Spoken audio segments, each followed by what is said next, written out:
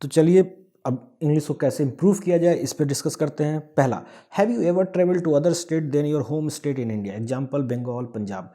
कभी आप अपने राज्य से दूसरे राज्य में गए हैं भारत के? आप जब भी उस राज्य में जाएंगे वहाँ की एक भाषा होती है, जैसे आप बंगाल में जाते हैं तो बंगाली होती है, पंजाब में जाते हैं पंजाबी होती है।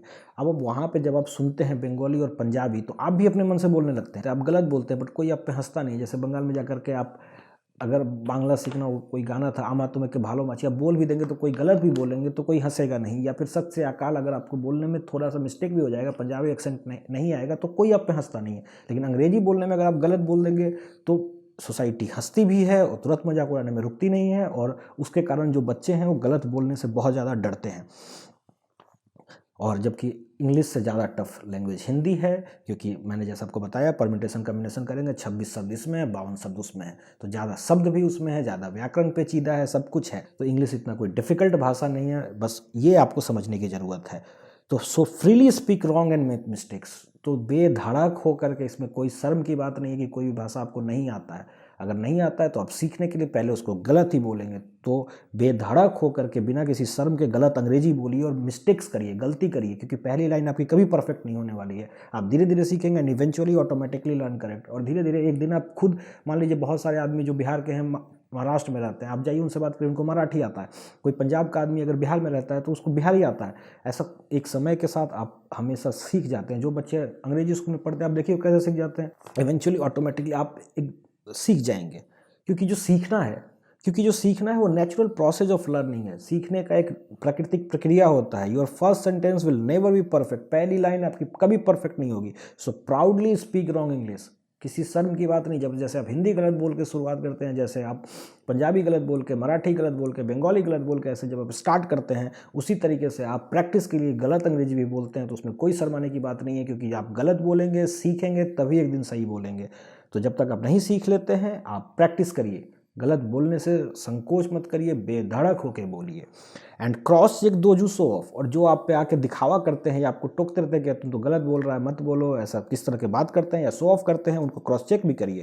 क्योंकि जो लोग सच में अंग्रेजी अच्छे से जानते हैं या कुछ भी नॉलेज जिनके पास अच्छे से होगा, वो कभी आपको डिमोटिवेट नहीं करेंगे और ना ही शो ऑफ करेंगे। जिनको अंग्रेजी आती है कभी वो क्यों शो ऑफ करेगा, उसको बताने की किसी को ज़रूरत नहीं होती। जिनको बताने की ज़रूरत होती है वही अधिकतर समय में आप देखेंगे कि स्टार्ट करेंगे अंग्रेजी के लैंग्वेज में, और उसके आगे 3 से 4 लाइनों के बाद वो ठप पड़ जाते हैं। लेकिन जो लोग सुनते हैं वो उनको क्रॉस चेक नहीं कर सकते, तो उन्हें समझ में नहीं आता कि उसको कितनी अंग्रेजी आती है। सो अगर कोई शो ऑफ करता है और आपको डिमीन करता है कि आप गलत बोल रहे हो, तो आप उसको क्रॉस चेक करिए, उसके नॉलेज को चेक करिए कि आपको कितना आता है। वो चेक करने की भी क्या ज़रूरत है, कोई आपको बोल भी दे रहा है तो किसी के बोलने से आपको आना या नहीं आना ये उस पर डिपेंड नहीं करता है। इसलिए अगर कोई बोल दे रहा है तो उसको लेकर के आप अपने मन में मत रखिए कि उसने बोल दिया है तो अब मैं किसी के सामने नहीं बोलूँगा। बेधड़क होकर बोलिए, और जो आपको अंग्रेजी गलत बोलने पर टोके उसको बोल दीजिए कि अभी हम सीखने के प्रोसेस में, इसलिए हम बेधड़क होकर गलत बोलेंगे और एक दिन सही बोलेंगे। दूसरा जो पॉइंट है, डिजिटल एज है। आज आप यूट्यूब पे दुनिया में कुछ भी सीखना चाहें वो सीख सकते हैं।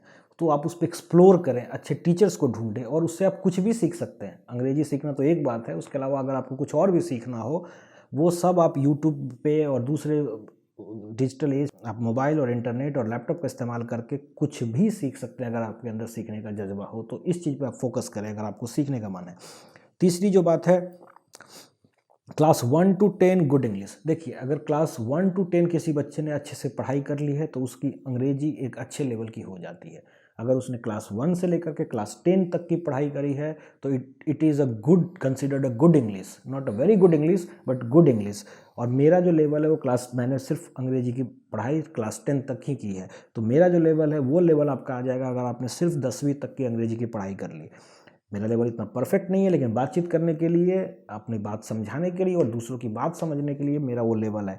और ये सिर्फ क्लास 1 to 10 तक की पढ़ाई करने से है, वो भी उतना भी मन से नहीं पढ़ा है। बट अगर आप क्लास 1 से 10 पढ़ लेते हैं तो आपकी अंग्रेजी अच्छी हो जाएगी। You versus class 1 child, class 10 child. आप और आपके सामने अगर आप एक क्लास 1 के बच्चे को रख के देखिए और एक क्लास 10 के बच्चे को रख के देखिए, आप पाएंगे कि आपका दिमाग अब काफ़ी मैच्योर हो चुका है, आप काफ़ी बड़े हो चुके हैं और आपके लर्निंग की जो एबिलिटी वो काफ़ी बढ़ चुकी है, फास्ट लर्निंग हो चुकी है, बहुत तेज़ी से सीख सकते हैं।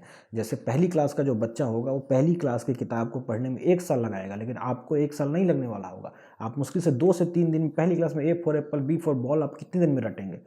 रट लेंगे आप। 4 दिन लगेगा, 5 दिन लगेगा, और क्या लगेगा। सो क्लास 1 का बच्चा जो काम 1 साल में करता है वो अगर आप चाहें तो आप काफ़ी कम समय में कर सकते हैं। उसी तरीके से क्लास 10 का बच्चा अगर किसी किताब को पढ़ाने में 1 साल लग सकता है तो आपको कभी 1 साल नहीं लगेगा। आपको मुश्किल से, और उसमें वो कितने विषय पढ़ता है, सिर्फ अंग्रेजी थोड़े पढ़ता है। तो 1 साल में अगर वो एक 10th का बच्चा पढ़ाई कर रहा है तो इंग्लिश पे कितने दिए होंगे, मुश्किल से 1 महीना, 1.5 महीना। उतना समय आप ऐसे दे दीजिए 1 महीना लगातार, तो आप सीख जाएंगे क्लास 10 का इंग्लिश। और अब आपकी स्पीड बहुत ज़्यादा फास्ट हो चुकी है, तो हर आदमी अपने अपने पे डिपेंड हो सकता है। कोई कम में भी सीख सकता है, कोई 10 दिन में भी सीख सकता है क्लास 10 का पूरा नॉलेज।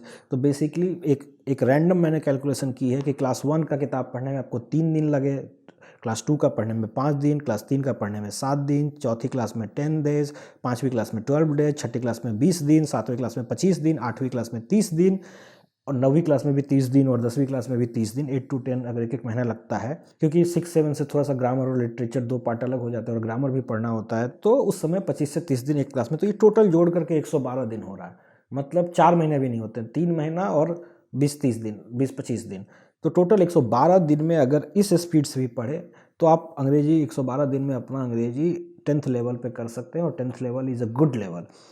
सो बच्चे बनो, सीखो और सिखाओ, डरो मत।